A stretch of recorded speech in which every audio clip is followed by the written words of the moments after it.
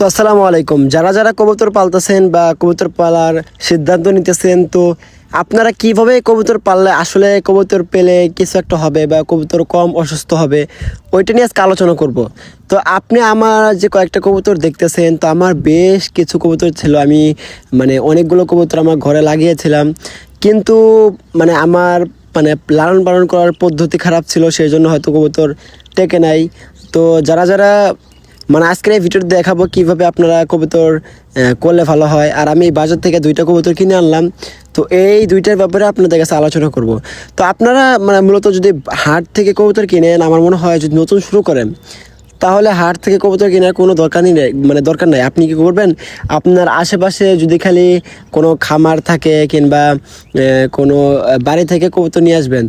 যদি খালি হাট থেকে কবুতর আনেন, তো অনেকগুলো সমস্যা ফেস করা লাগবে।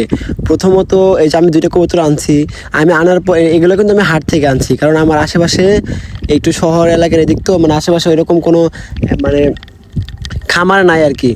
তো এই কবুতর আনার পর আমি প্রায় 3-4 দিন ধরে এগুলারে প্রথমে কৃমি কোষ করাইলাম, পরে ভালোভাবে গোসল, পটাশের পানিতে গোসল করাইলাম। তো আপনারা সবচেয়ে ভালো হয় যদি খেলে আপনারা খামার থেকে কবুতর কিনতে পারেন, আর বাচ্চা কবুতর কিনলে অনেক ভালো হবে।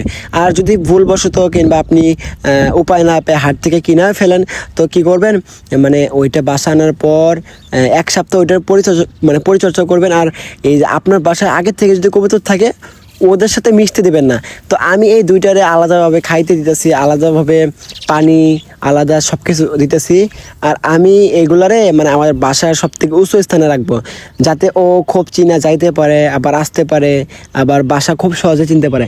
এখন আমি যদি এই কবুতরগুলো আনার পরে ছেড়ে দেই, যদিও এটার কস্টিপ মারা আছে, যদি ছেড়ে দেই তাহলে কি হবে, আমার বাসার কবুতর এদের ঠুকরায় বাড়ি থেকে বের করে দেবে, পরে অন্য কোনো বাসায় কিংবা আর ওর আসল মালিকের কাছে আবার চলে যাবে। তাই আমি এটা উঁচু স্থানে রেখে দেবো। আর আমি কবুতর পালন শুরু করি অনেক আগে থেকে।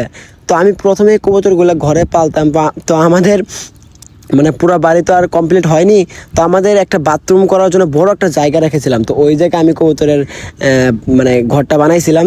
তো ওই ঘরটা আপনাদের ভিডিও লাস্টে দেখাবো। তো এখন আমি একটা উঁচু স্থানে রেখে দিলাম, আর এখান থেকে ওরা দেখবে যে কোথায় আমার বাসার কবুতরগুলো খাচ্ছে, পরে কোথায় যাচ্ছে, এগুলো দেখবে। তো আমার আসলে বাইরে বেশি খোপ লাগানো নাই, জাস্ট একটা খোপ লাগাইছি। আমার আসলে ভিতরে ঘর করা আছে। তো ওই দেখেন উপরে খালি একটাই খোপ আছে, আর কবুতরগুলো টিনে চালে, এখন বাসায় নেই, হয়তো বাইরে কোনো জায়গায় গেছে। আর আপনাদের যারা দেশি কবুতর পালবেন, তারা উন্মুক্ত অবস্থায় ছেড়ে দিয়ে পাললে আমার মনে হয় বেটার হবে। তবে ওদেরকে গ্রিড বা অনেক কিছু খাইতে দিলে তো ওদের রোগ কম হবে। কারণ আমি প্রথম যখন ঘরে পালছি ভাই, কবুতরের স্বাস্থ্য অতটা ভালো ছিল না।